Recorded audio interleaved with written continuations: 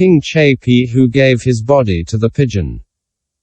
In one of his previous lives, the Buddha Sakyamuni was a king named Sibi. This king was reverent, had received refuge and was very energetic and full of loving kindness and compassion. He considered all beings with the love of a mother for her child. At that time there was no Buddha. The life of Cheti Huanyin was exhausted and about to end. Sakra said to himself, "Where is there an omniscient Buddha? I have some problems in various subjects and I have not been able to cut through my doubts." He knew there was no Buddha and, returning to the heavens, he sat down sadly. A skillful magician, the god Pishu Mo, Vishvakarman, asked him, "Devendra, why are you so sad?" Sakra answered, "I was looking for someone who is omniscient and I have been unable to find him. That is why I am sad." Vishvakarman said to him, "There is a great bodhisattva endowed with generosity, discipline, meditation and wisdom. Before long, he will be Buddha." Sakra replied with this stanza: "Bodhisattvas who produce the great mind, eggs of fish and flowers of the mango tree. These three things are rather common, but it is rare that they bear fruit." Vishvakarman replied, "This King Sibi of the Yoche Na clan is disciplined, very kind, very compassionate, meditative and wise. Before long he will be Buddha."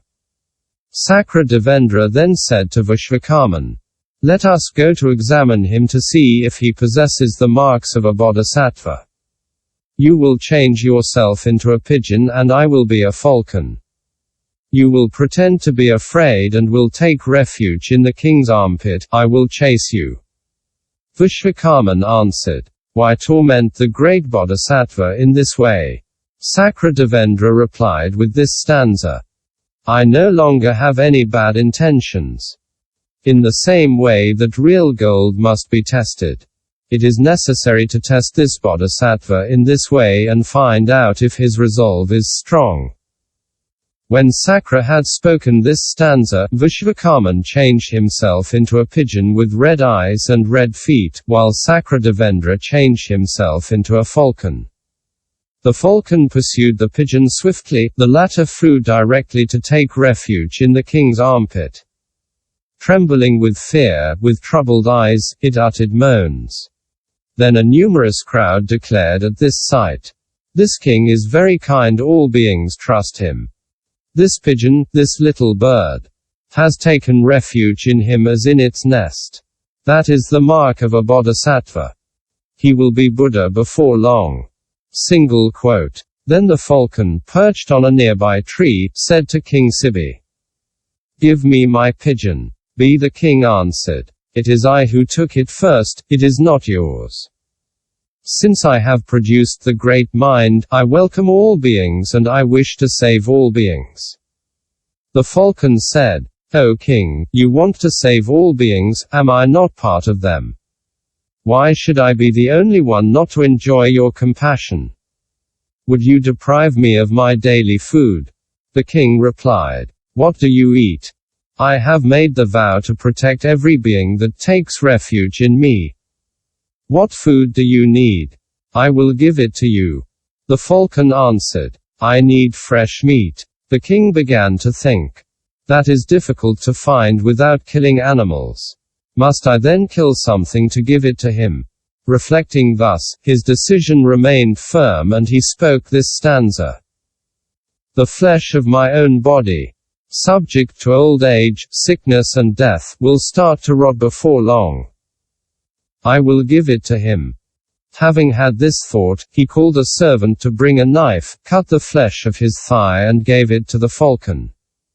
The falcon said to the king, "O king, you are giving me fresh meat, but in all fairness, you should give me a weight of flesh equal to the weight of the pigeon. Make no mistake." The king said, "I will use my scales." He placed the piece of flesh on one side and the pigeon on the other, but the pigeon was heavier than the flesh of the king. Then he ordered the servant to cut his other thigh, but the two was still too light. In turn he cut his 2 feet, his rump, his 2 breasts, his neck and his back. He sacrificed his whole body, but the pigeon was still heavier than the flesh of the king. Then his ministers and his family put up a curtain and sent away those who were present, because the king could not be seen in that state. But King Sibi said to them, "Do not send the people away, let them come in and watch," and he added these stanzas. May the gods, men and asuras come and contemplate me. A great mind, an extreme resolve is necessary to attain Buddhahood. Whoever is seeking Buddhahood must bear great suffering. If one cannot maintain one's resolution, one should give up the vow of body. Then the Bodhisattva, with bloody hands, took the scales and wanted to climb up on them. He maintained his resolve to balance the weight of the pigeon with his whole body.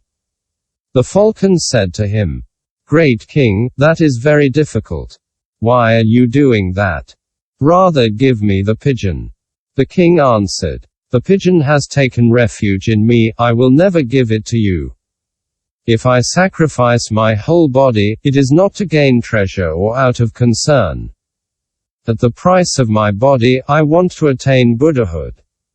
With his hands, he took the scales, but as his flesh was exhausted and his muscles torn, he could not make his way there and, trying to climb up onto the scales, he fell down.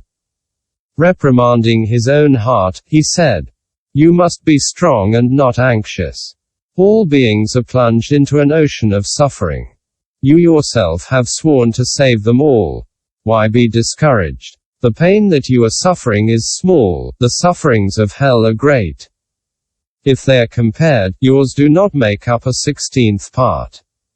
If I who am wise, full of energy, disciplined and meditative, if I suffer such pain, what about people without wisdom who are plunged into hell?" Then the Bodhisattva, resolutely trying to climb up, took the scales and gave the order to his servant to help him. At that moment, his resolve was strong and he regretted nothing. The Devas, Nagas, Asuras, Pasakas, Manasyas praised him greatly. They said, "To act in this way for a little pigeon is extraordinary." Then the great earth trembled 6 times, the great sea swelled its waves, the dead trees began to blossom, the gods caused a perfumed rain to fall and threw flowers. The goddesses sang his praises. He will surely become Buddha. Then the Devasi came from the 4 directions to praise him, saying, "This is a true Bodhisattva who will soon become Buddha." Single quote. The falcon said to the pigeon, "The test is finished, he has not spared his own life. He is a true Bodhisattva," and added this stanza. "In the garden of compassion, he has planted the tree of omniscience. We must pay homage to him. He should not be caused any more pain." Then Vishvakarman said to Sakra Devendra, "Devendra, you who possess miraculous power, you should make this king whole in body again." Sakra Devendra replied, "It need not be me. The king himself is going to swear that his great heart was joyful when he sacrificed his life and gave it so that all beings could seek Buddhahood." Single quote. Sakra then said to the king, "When you cut off your flesh and you were suffering so cruelly, did you feel any regret?" The king answered, "My heart was joyful. I felt no irritation or regret." Sakra said to him, "Who could believe that you did not feel anger or irritation?" Then the Bodhisattva made this vow, "When I cut my flesh and when my blood flowed, I felt neither anger nor irritation. I was resolved and without regret, for I was heading to Buddhahood. If I am speaking the truth, may my body become as it was before." Hardly had he pronounced these words than his body became as it was before. At this sight, men and gods became very joyful and cried out at this miracle. "This great Bodhisattva will surely become Buddha. We must honor him wholeheartedly and wish that he will become Buddha soon. He will protect us." Then Sakra Devendra and Vishvakarman returned to the heavens. It is by acts of this kind that the bodhisattva fulfills the virtue of generosity. Question: how does the bodhisattva fulfill the virtue of discipline?